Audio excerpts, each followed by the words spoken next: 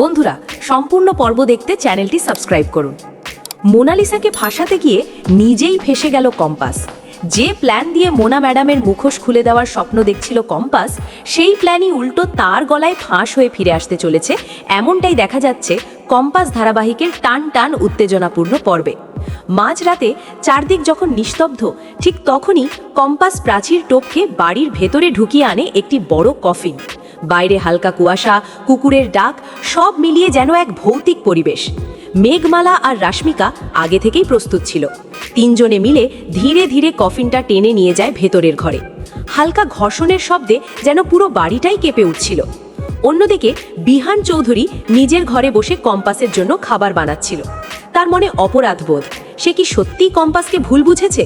নিজের ভুলের জন্য আজ সে নিজেই অনুতপ্ত।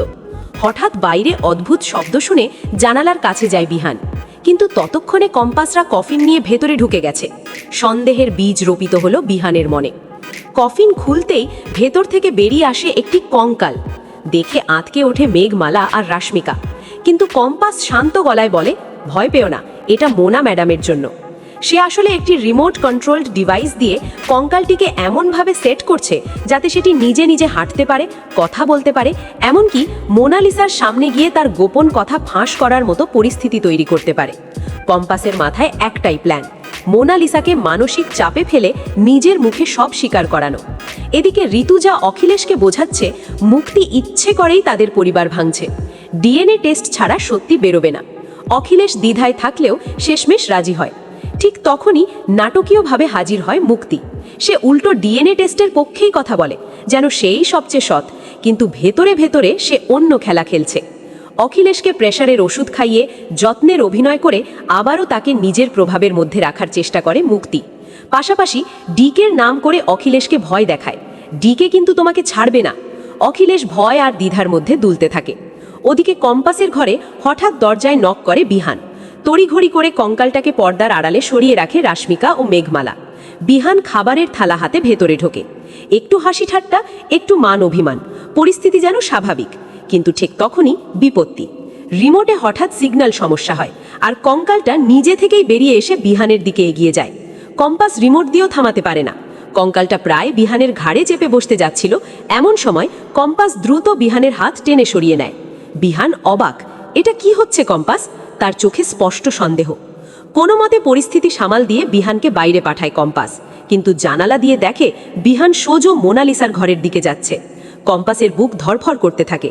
যদি বিহান মোনালিসাকে সব বলে দেয়, তাহলে তো পুরো প্ল্যান ভেস্তে যাবে। ঠিক তখনই নতুন টুইস্ট। মোনালিসা নিজের ঘরে বসে ল্যাপটপে বাড়ির সিসিটিভি ফুটেজ দেখছিল। সে আগেই সন্দেহ করেছিল কম্পাস কিছু একটা করছে। কফিন টানার দৃশ্য, কঙ্কারের চলাফেরা সবই ক্যামেরায় ধরা পড়েছে। মোনালিসা ঠোঁটের কোণে রহস্যময় হাসি ফুটিয়ে বলে, খেলা খেলতে এলে খেলাটা শেষ করতে জানতে হয় কম্পাস। এদিকে ডিকে পৌঁছে যায় কম্পাসের মায়ের বাড়ির সামনে। অ্যাসিস্ট্যান্ট বাধা দিলেও ডিকে একাই ভেতরে ঢোকে। ঘরের অন্ধকারে সে দেখতে পায় কম্পাসের মা ভয়ে কাঁপছে। ডিকে স্পষ্ট হুমকি দেয়, তোমার মেয়েকে বলো বেশি বুদ্ধি দেখাতে গেলে ফল ভালো হবে না। অর্থাৎ কম্পাস এখন দুই দিক থেকে চাপে, একদিকে মোনালিসার নজরদারি, অন্যদিকে ডিকের হুমকি। পরের দিন সকালে হঠাৎ পুরো পরিবারকে ড্রয়িং রুমে ডাকে মোনালিসা। বড় স্ক্রিনে চালায় আগের রাতের ফুটেজ।